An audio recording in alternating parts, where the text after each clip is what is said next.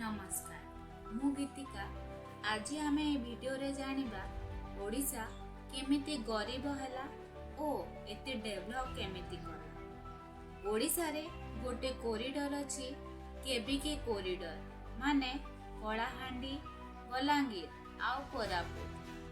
एहाकू गोटे समय रे कुहा जाउथला स्टारवेशन कोरिडोर माने भोकमरीर कोरिडोर। ए अंचल रे ग्रामीण और आदिवासी माने बसवास करुथिले आउ सेमाने गरीब मध्य थिले। सेठाकार अंचल रे प्राय 48% रु अधिक लोक गरीब सीमा रेखा तले रहुथिले, किंतु से जगार परिस्थिति आज संपूर्ण अलग। 2020 रो राज्य सरकार रिपोर्ट अनुसार सेठारे आउ खाद्यर अभाव नाही आउ सेमाने खाद्य उत्पादन मध्य करुछंती। आम ओडिशार इतिहास को जदि आमे देखिबा तो आमको एमिति अनेक कहानी मिली जिवो। 1999 मसीहारे ओडिशा आम देशर एक गरीब राज्य थिला, जेउठारे कि 48% पॉपुलेशन गरीब थिले। भावंतु तो गोटे राज्यर अधा पॉपुलेशन गरीब हेतिले। राज्य सरकार परिस्थिति गोटे समय एमिति थिला तांको पाखरे टंका नथिला एम्प्लॉय मानकु सैलरी देवा पाई, जहा फल कि से ऋण नेथिले। किंतु परिस्थिति एमिति भी हेथिला जेतेबेले से आरबीआई पाखकु जाइथिले ऋण मांगिबाकू 1998 सेतेबेले आरबीआई मना कर देथिला। किंतु परे किछि परिवर्तन आसिला। 2002 रु 2022 मध्यरे ओडिशार ग्रोथ रेट नेशनल एवरेज रु बेसी होइथिला आउ ओडिशा रे शिक्षा और पढ़ा लेखा रे अधिक उन्नति आसिथिला, एटा भी आग अपेक्षा।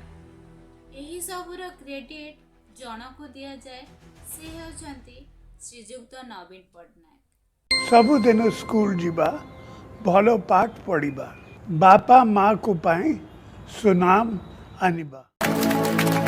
मु बड़ा लेका आईएएस ऑफिसर बाकू चाहूसी। मुई बड़ा हेले इंजीनियर हेबी।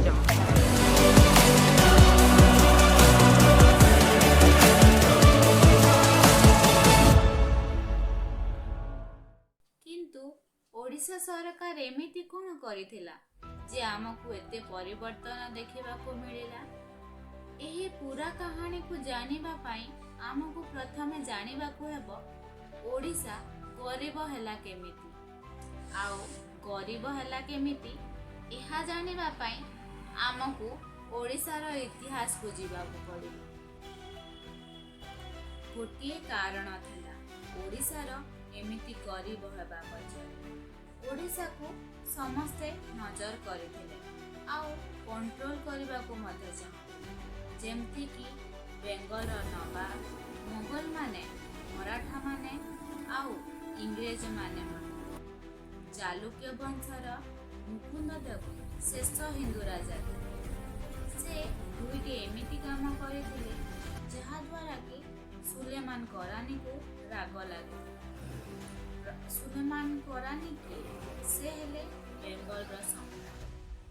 प्रथम मुकुंद देव तांको शत्रु इब्राहिम सूर को प्रोटेक्शन देथिले आउ द्वितीय तांको शत्रु अकबर को सह मिलित होइथिले, जहा द्वारा कि बेंगली सैन्य माने मुकुंद देवଙ୍କ साम्राज्य रे आक्रमण करथिले आउ 1568 मसीहारे तांकर जणे विश्वासघातक रामचंद्र भंज तांकू मारी देथिले।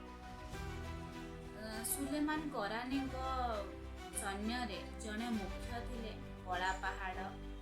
से ओडिशार इतिहास रे प्रसिद्ध, किंतु भल काम पाई नुह। जेतेबेले बेंगली सैन्य माने ओडिशा रे आक्रमण करुथिले, से सेही समय रे केतेक मंदिर गुडी को नष्ट करुथिले।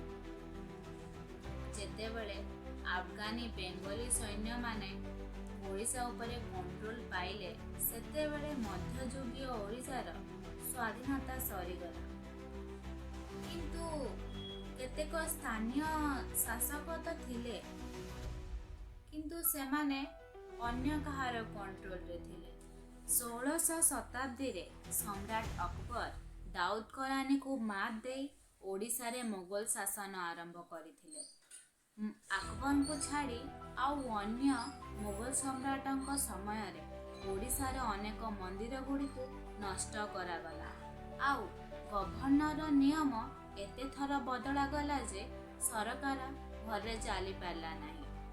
ଏବେ ଓଡ଼ିଶା ବେ ଅଫ୍ ବେଙ୍ଗଲର ଏତେ ପାଖରେ ଥିଲା, ସେଠାରୁ ରପ୍ତାନି ବାଣିଜ୍ୟ ଆରମ୍ଭ ହେଲା, ସେଟା ବି ଖାଦ୍ୟ ଓ କପଡ଼ାର। ଉଦାହରଣ ହେଲା 1663 ମସିହାରେ ଇଷ୍ଟ ଇଣ୍ଡିଆ କମ୍ପାନୀ ନବାବ ଠାରୁ ଅନୁମତି ପାଇ ସେଠାରେ 2ଟି ବ୍ରିଟିଶ ଫ୍ୟାକ୍ଟରିଜ୍ ସେଟଅପ୍ କରିଥିଲା। ଗୋଟେ ହେଲା ଜଗତସିଂହପୁର, ଆଉ ଗୋଟେ ବାଲେଶ୍ୱର। କିନ୍ତୁ ଏ ଯେଉଁ ରପ୍ତାନି ବାଣିଜ୍ୟ ଅଛି, ଏଥିରେ ଧୀରେ ଧୀରେ ଗଭୀର ପ୍ରଭାବ ପଡ଼ିଲା। ଯେତେବେଳେ ମୋଗଲ ଶାସନ ଦୁର୍ବଳ ହେଲା ଆଉ 18ଶ ଶତାବ୍ଦୀରେ ବେଙ୍ଗଲର ନିଜାମ୍ସ ମାନେ ଓଡ଼ିଶାକୁ ହାତେଇ ଦେଲେ।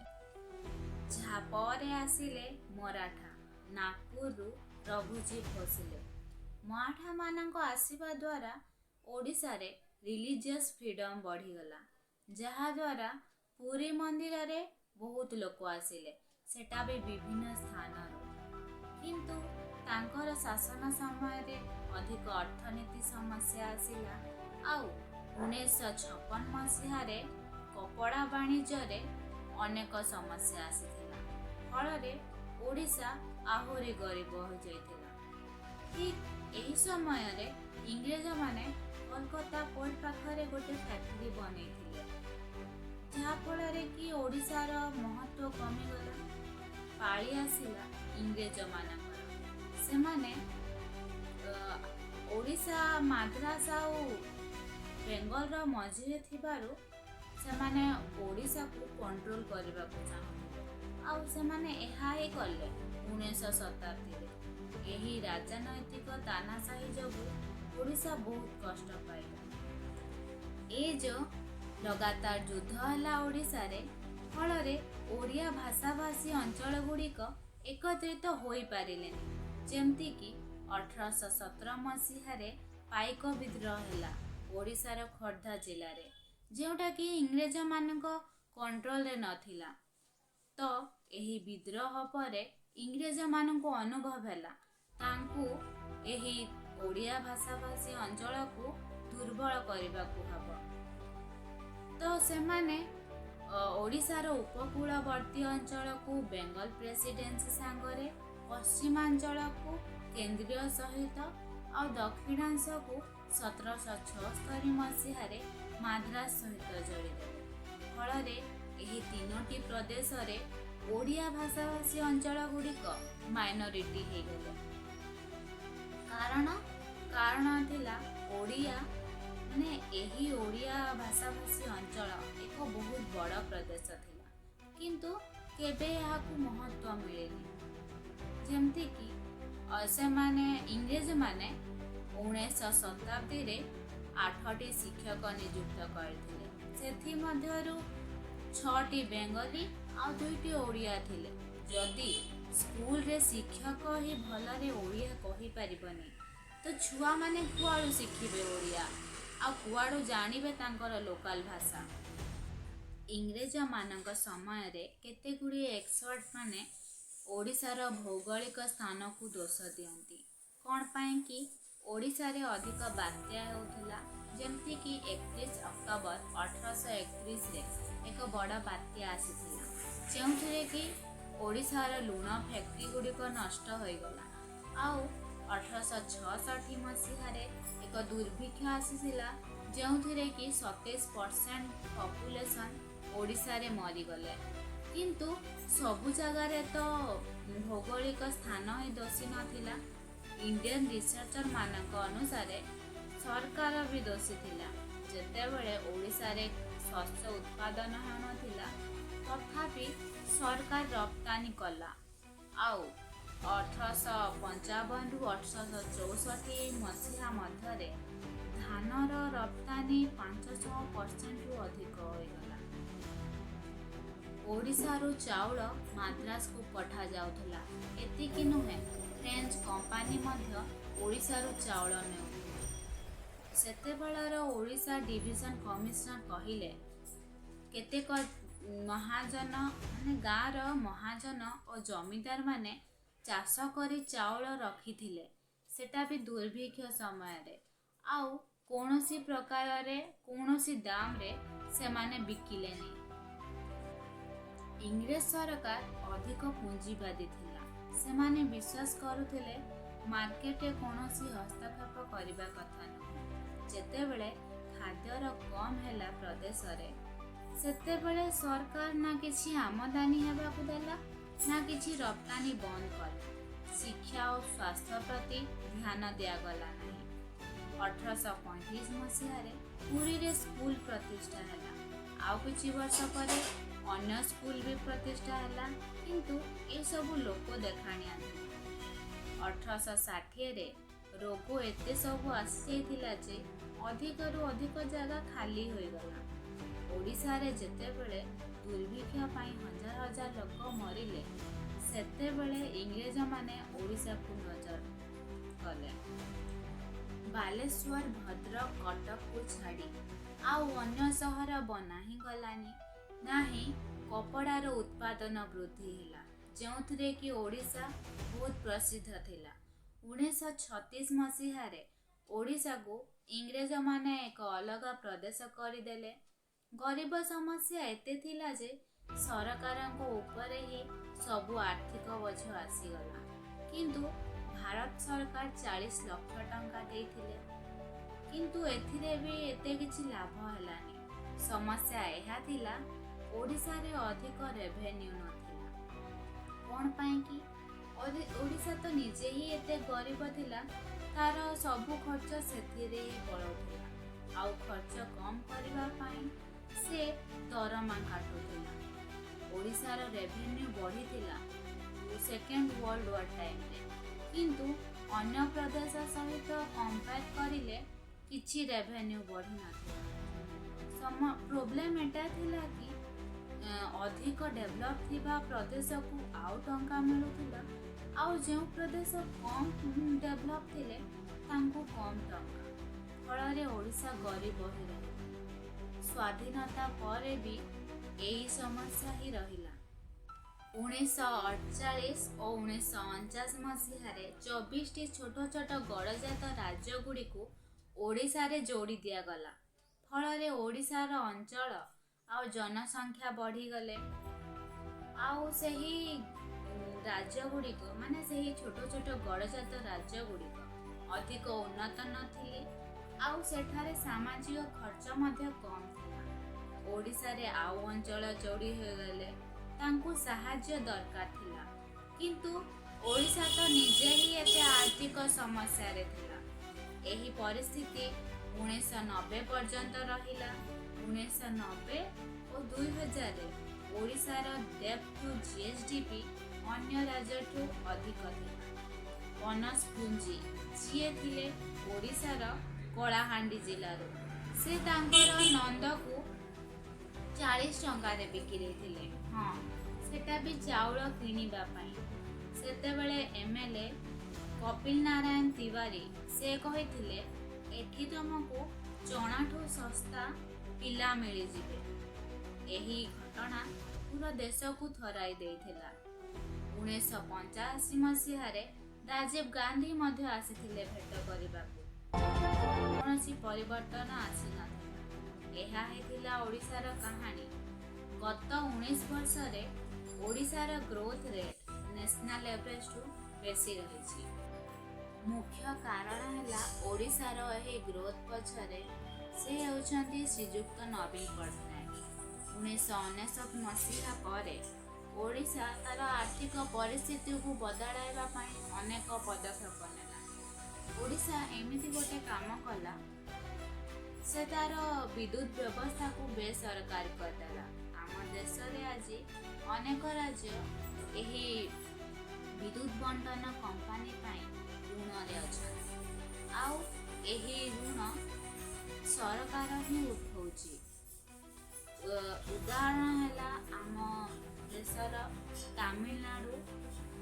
ସବୁଠାରୁ କମ୍ ଡିଷ୍ଟ୍ରିବ୍ୟୁସନ୍ କରୁଥିବା କମ୍ପାନୀ ଡିସ୍କମ୍ କମ୍ପାନୀ, ଯେଉଁଥିରେ କି ଟୋଟାଲ କ୍ଷତି 2016ରୁ 2020 ମଧ୍ୟରେ 50,000 କୋଟି ଟଙ୍କା ହୋଇଥିଲା। ଏହି ପରିସ୍ଥିତି ଗୋଟେ ସମୟରେ ଓଡ଼ିଶାର ମଧ୍ୟ ଥିଲା, କିନ୍ତୁ ଓଡ଼ିଶା ତାର ପ୍ରାଇଭେଟାଇଜ୍ ପାୱାର ପାଇଁ ସେ ଆଜି ଦେଶର ସବୁଠାରୁ କମ୍ ଋଣରେ ଅଛି। ଏହାପରେ ଆଉ ଗୋଟେ ସମସ୍ୟା ଥିଲା। ଓଡ଼ିଶା ତାର ବହୁତ ଟଙ୍କା ସାଲାରୀ ଦେବାରେ ଖର୍ଚ୍ଚ କରୁଥିଲା। ଏହା ପାଇଁ ଓଡ଼ିଶା ସରକାର ତାର ଅନାବଶ୍ୟକ ଚାକିରି ହଟାଇ ଦେଲା ଆଉ 45,000ଟି ଖାଲି ସିଟ୍କୁ ହଟାଇ ଦିଆଗଲା। ଗରିବ ଲୋକଙ୍କୁ 16 କିଲୋର ଚାଉଳ ଶସ୍ତା ଦରରେ ମିଳିଲା। ଆଉ ଏକ ପ୍ରମୁଖ କାରଣ ଥିଲା ଗରିବ ସମସ୍ୟାକୁ ସମାଧାନ କରିବାରେ, ସେଟା ହେଉଛି ଶ୍ରୀଯୁକ୍ତ ନବୀନ ପଟ୍ଟନାୟକଙ୍କର ୱେଲଫେୟାର ସ୍କିମ୍ସ।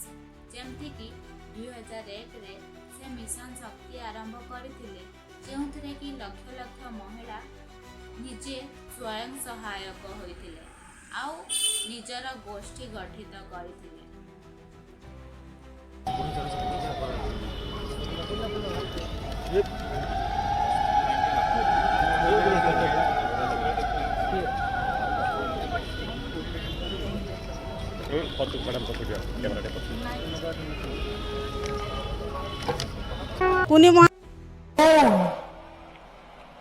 एक कोटी टंका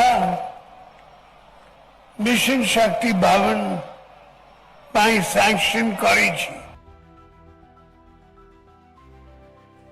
ଆଉ ଶ୍ରୀଯୁକ୍ତ ନବୀନ ପଟ୍ଟନାୟକ ଟ୍ୟାକ୍ସ ମଧ୍ୟ ଆଡ୍ କରିଥିଲେ, ଯେମିତିକି ଏଣ୍ଟ୍ରି ଟ୍ୟାକ୍ସ, ପ୍ରଫେସନ ଟ୍ୟାକ୍ସ ଆଉ ଫରେଷ୍ଟ ଡେଭଲପମେଣ୍ଟ ଟ୍ୟାକ୍ସ। ଓଡ଼ିଶାର ମିନେରାଲ୍ସକୁ ତାର ଇଣ୍ଡଷ୍ଟ୍ରିକୁ ଡେଭଲପ କରିବାରେ ବ୍ୟବହାର କରାଗଲା। ଆଉ ଏତିକି ନୁହଁ, ଓଡ଼ିଶା ତାର ଡିଜାଷ୍ଟର ମ୍ୟାନେଜମେଣ୍ଟକୁ ମଧ୍ୟ ସୁଧାରିଥିଲା। ଯେତେବେଳେ କି 1999 ମସିହାରେ ଗୋଟେ ବଡ଼ ବାତ୍ୟାରେ 10,000 ଲୋକ ମରିଥିଲେ, କିନ୍ତୁ ସେଇଟାକୁ ନଜର କରିକି ସେ ତାର ଡିଜାଷ୍ଟର ରିସ୍କ ରିଡକ୍ସନ୍ ସିଷ୍ଟମ୍ ବନେଇଥିଲା, ଯେଉଁଥିରେ କି 2013ରେ ଏକ ବଡ଼ ବାତ୍ୟାରେ 10 ଲକ୍ଷ ଲୋକଙ୍କୁ ଅନ୍ୟ ଜାଗାରେ ରଖାଗଲା ଆଉ 21 ଜଣ ମରିଥିଲେ। Uttar Pradesh coast. Because of its state of preparedness made possible due to regular drills over the years, the state agencies were able to evacuate and give shelter to more than 9 lakh people and more than 1 lakh cattle within a very short time. And to accommodate them, as many as 247 cyclone shelters and 10,000 concrete school and college buildings were kept ready. As many other times in the recent past, OSDA-MA once again went all out to evacuate people to safer places before the cyclone could hit. ଏହାର ମାନେ ଏଟା ନୁହେଁ ଓଡ଼ିଶାର ସବୁ ସମସ୍ୟା ସରିଗଲା, ପୁଣି ଆଉ ସମସ୍ୟା ଆସିଲା। ଗୋଟେ କ୍ରିଟିସିଜମ୍ ନବୀନ ସରକାରଙ୍କ, ଯାହାକୁ କହନ୍ତି IS ଷ୍ଟେଟ୍। ତାଙ୍କର ପ୍ରାଇଭେଟ ସେକ୍ରେଟାରୀ ଆଉ IS ଅଫିସର ଭିକେ ପାଣ୍ଡିଆନକୁ ହିଁ ଭାବନ୍ତି ଲୋକମାନେ, ସେଟା ହିଁ ସେ ହିଁ ଓଡ଼ିଶା ସରକାରଙ୍କ ଚେହେରା। କ'ଣ ପାଇଁ? 2019ର ଇଲେକ୍ସନ୍ ପରେ ସେ କେତେକ ପଲିଟିକାଲ ରାଲିଜରେ ଦେଖିବାକୁ ମିଳନ୍ତି, ଆଉ ସେ କେଉଁଠି ଆନାଉନ୍ସ କରୁଛନ୍ତି ତ କେଉଁଠି ଭୋଟରମାନଙ୍କ ସହ ଫଟୋ ହେଉଛନ୍ତି। ଏତିକି ନୁହଁ, ସେ ନବୀନ ପଟ୍ଟନାୟକଙ୍କ ସହ ପୋଷ୍ଟରରେ ମଧ୍ୟ ଦେଖିବାକୁ ମିଳନ୍ତି। ଓଡ଼ିଶା ଗଭର୍ନାନ୍ସର ଗୋଟେ ଫେମସ୍ ମଡେଲ ଅଛି, ଯାହାକୁ କହନ୍ତି 5 T's। ହଁ, 5 T's। ଫାର୍ଷ୍ଟ ହେଲା team work, technology, transformation, transparency ଆଉ ଟାଇମ୍। ଏମିତି ଲାଗୁଥିଲା ଭିକେ ପାଣ୍ଡିଆନ ହିଁ ଏହି 5 T'କୁ ଲିଡ୍ କରୁଛନ୍ତି। କିଛି ଲୋକ ଭାବୁଥିଲେ ପାଣ୍ଡିଆନ ଏବେ ପଲିଟିକ୍ସରେ ପଶିବାକୁ ଚାହୁଁଛନ୍ତି। କ'ଣ ପାଇଁ କି? ନବୀନ ପଟ୍ଟନାୟକଙ୍କ ହେଲ୍ଥ ୱିକ୍ ହେଉଥିଲା, ଆଉ ଏହି କଥାଟି କେତେ ଦୂର ପର୍ଯ୍ୟନ୍ତ ସତ୍ୟ ମଧ୍ୟ ଥିଲା। मार्च 2015 रे ओडिशार 3टा प्राइवेट लाइसेंस रद्द कर दिगला पावर सेक्टर कौन पाई कि तांकर बैलेंस सीट रे बहुत क्षति थिला किंतु श्रीजुक्त नवीन पट्टनायक पाई ओडिशा को आज टूरिज्म और हॉकी पाई जानछन्ते। डॉक्टर खाना का प्रॉब्लम, स्कूल का प्रॉब्लम, हालत इतना खराब है, लोग के हाथ के साथ मिट्टी निकालकर पानी, सब सॉइल पानी ढूंढ रहे थे। मेरा काम पॉलिटिक्स में है तो मैंने मेहनत करना होगा। शिक्षा विकास पाई खूब गुरुत्वपूर्ण, शिक्षा ही सब क्षेत्र में परिवर्तन आनी था। The 4.5 crore people of Odisha are my family, and I will continue to serve them in whichever way I can. Nobin Babu.